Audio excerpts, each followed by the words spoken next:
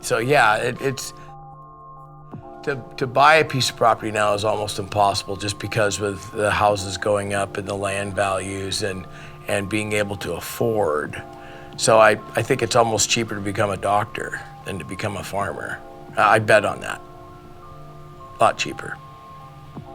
I'm kind of blessed in that way that I went from such a large farm before, and then I'm shrinking down to where if you were starting from nothing and trying to expand, it would be a completely different process.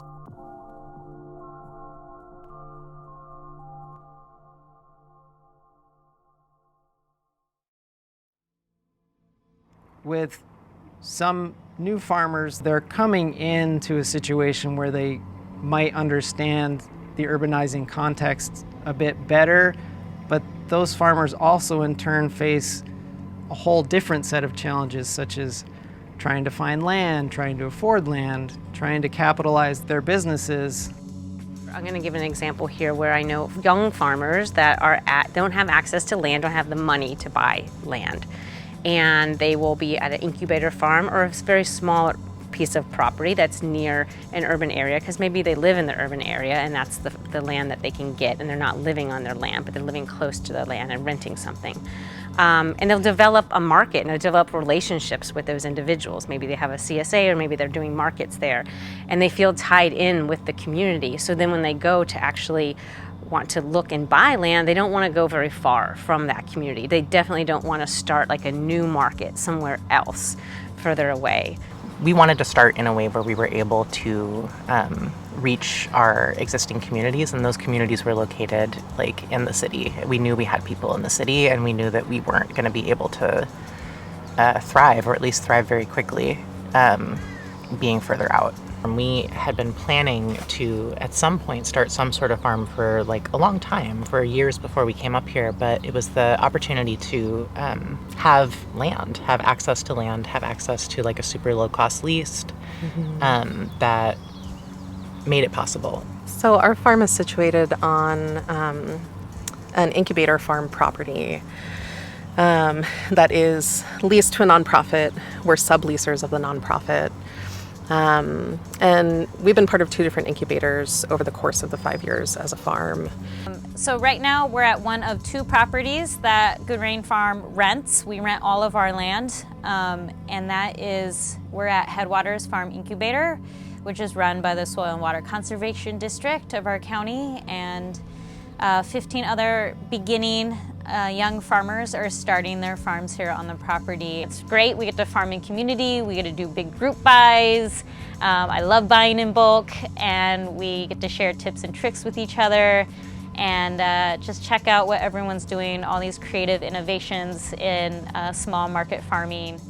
So they've provided a lot of storage options for us, a lot of really expensive equipment and tools to use as we slowly build up our customer base and our farming skills, and ramp up to that capital needed to purchase large items like tractors and their implements, or to invest in pouring concrete and building out wash and pack stations and whatnot. Those are all huge barriers to farming that the Farm Incubator strives to address and support us in.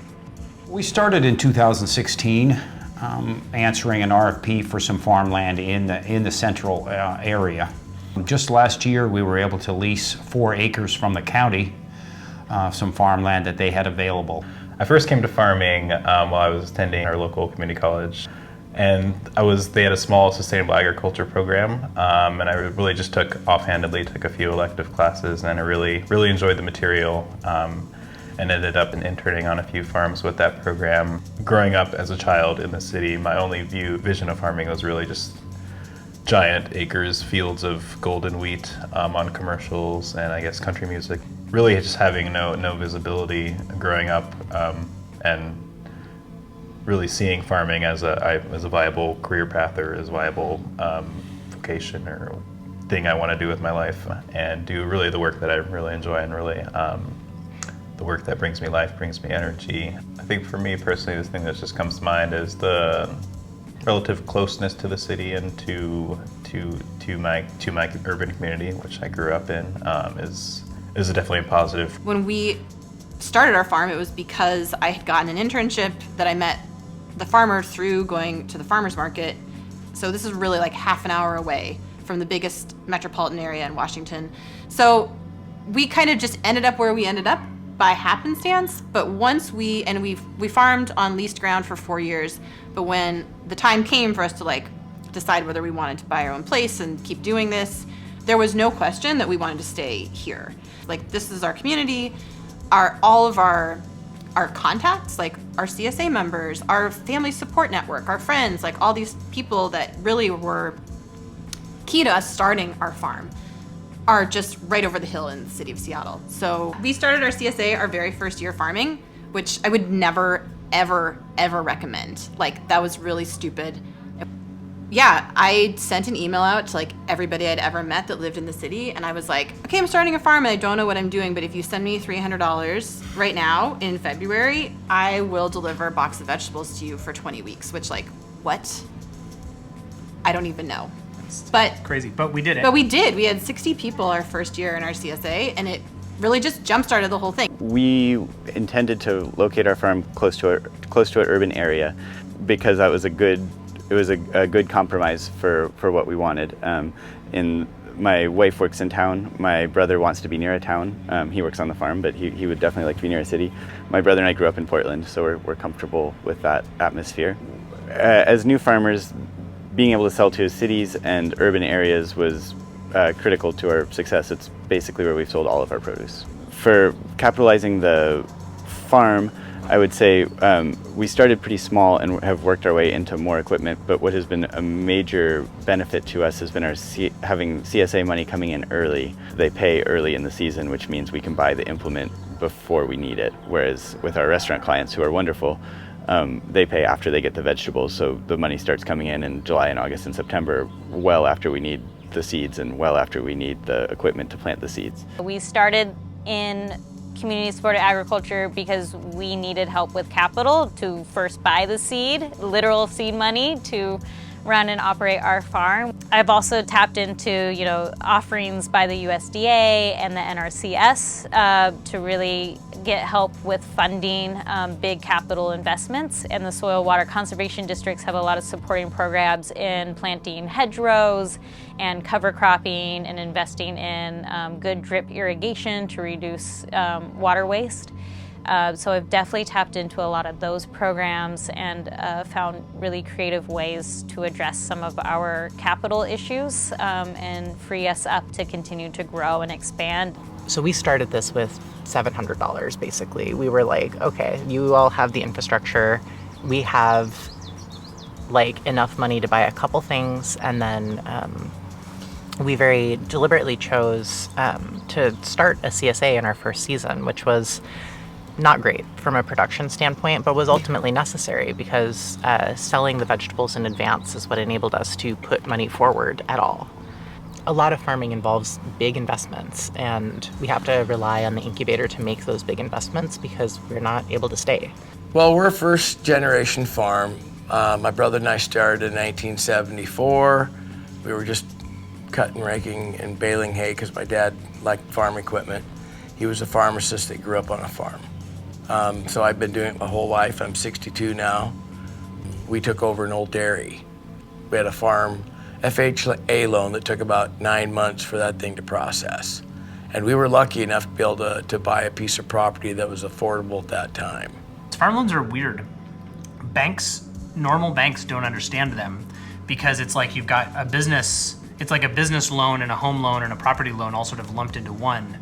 So like when we bought this farm, they were like, we can't loan you the money until we've seen the business plan, and the business plan is contingent on what property you buy. You can't get a loan based on growing 100 acres of corn if you're only buying a 20-acre property. It took us a very long time to find something that we could both afford and felt farmable to us.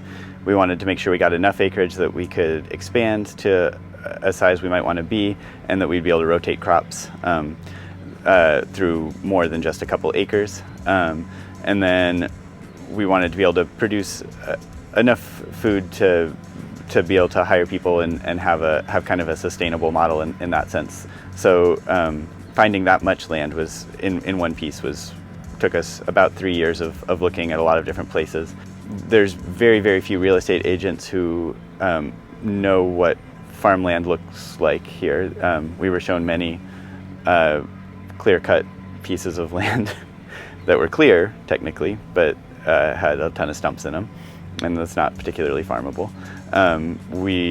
Of course, it is expensive. We did get lucky on this piece of land, but when we got here, there was a hole in the roof in the house, and the land had been a nursery for 30 years, and although it had been abandoned for a year, it still needed a lot of work to get it into something we could farm. Land acquisition is a huge part of our business plan right now, and how do we save up for that? What different funding mechanisms do we have? And yeah, there's a lot of stress and concern around that future purchase. I think we're looking at something about $500,000, and that may not come with a house on that property. It may not come with any infrastructure. We might have to drill a new well. That's another $40K. I definitely think that as we talk about land trusts, that I would love to see them reduce the number of acres they need to qualify. So currently most land trusts need at least 20 to primarily 50 to 100 acres. That land is far and few between in the peri-urban space, and I need to be able to purchase 20 acres, 10 acres, and that's just not something that a lot of the land trusts support. So I think that undercapitalization is something where we have yet to see if we'll be able to surmount that as like a recurring challenge. But in addition to off-farm work, our farm does turn a small profit most years, but almost everything that we make gets reinvested back into the farm. And that is just a dance, and something that we'd love to break out of the yearly cycle of having to determine if we can afford to pay ourselves for farming. We came into this farm knowing that we wanted to start a worker-owned cooperative, but the reality is that we have not been able to bring on other members despite interest, because we just genuinely feel that it is too risky and too much of a reality that we often can't pay ourselves to bring other people into a collective way of working this land. As a nonprofit, we can accept donations on behalf of farmers. You know, we have the reserves to be able to do that as we start the farm up. Right? We don't need to sell a lot of produce the first year because we have some money through various fundraising activities. But as we look at expanding our operation, now we're competing with folks that can generate more money for that. So that's, I think, is one of the biggest hurdles now for peri-urban agriculture. I think one of the solutions to that is for farmers and farmer organizations to partner with folks that do have money to try to figure out how they can back some of the loans that folks are going to need to grow the farming operations. You know, we definitely have a lot of stories about farmers of color buying land, getting out there, and then really starting to get the cold shoulder from their neighbors. One of the advantages of having an organization that can sort of start to step in and create relationships is that then you create a space that's more comfortable. You get a critical mass of folks that can support each other through some of those trials, and it becomes much more likely that they'll end up staying in the business. We were lucky to have been supported by a number of volunteers that have shown dedication and really had an eagerness to get out and help us out on the farm. And it's just individuals who are reached out to on our social media channels, and small organizations started up by individuals just in the past year who are really motivated to get connected with the food system and to help out their local farmers, which is really exciting thing to see. It's definitely a different way of looking at farming than the small family farm, where you're really on your own, economically really tied to that land. We've all fallen into the same trap of this very go it alone. Even though we might be part of a farmers market association, or we might be part of a local growers association, it's still we're all doing every single part of the farm business ourselves. Is there any way for us to share something, to share resources, to share, I don't know, bookkeeping services? Why are we all doing every single thing in-house? I think maybe the real path forward is stacking smaller farms within like a bigger place like ours? I often wonder if a collective approach to semi-urban farming and farms in a similar situation would work, and we do some of that. We in our CSA we partner with a fruit farm, we partner with a milk, meat, and egg farm. We partner with other folks who fish or produce things from the land, or do value-added products such as bread with some sort of agricultural focus. And the result of that is that we have a stronger CSA. Those opportunities for collaboration are certainly there, and they're probably more there than in a lot of other situations where people are spread out more. But it's not as clear as one would think when you look at a map and see how close all of these farms are. And there's another piece that I feel like you're really great at speaking to around land succession. Oh, yeah. Which is complicated, but is one of the focus areas of, regional food systems development, agriculture work here, is figuring out these really complicated, how to situate these really complicated dynamics around land succession, making sure that productive farmland doesn't leave production through the private market. And so a lot of nonprofits around here are focusing on how do we link farmers to one another as farmers who are retiring from the profession or the industry are hoping to not see all their hard work be paved over. Right now, there are so many people in our age cohort who would love to take on like a 10-acre farm that has like a high tunnel and like a pack shed in it and housing, right? There are so many of these available, but they're all about $500,000 at least. And it's not very many people who have that kind of credit access. It's mostly people who are leaving these high-income professional industries. It's people who are leaving being doctors, lawyers, software engineers, etc. And that is like, it's a narrow section of the Venn diagram. People who are leaving like high-income industries and people who want to manage productive farms and not just retire.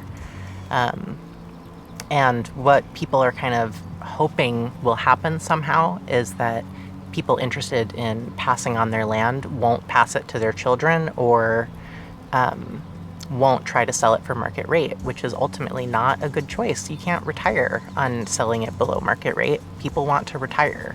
Yeah. And so I think this is a challenge that ultimately is going to have to leverage like public funds. Because short of that, like millennial farmers are not going to suddenly have access to that kind of capital.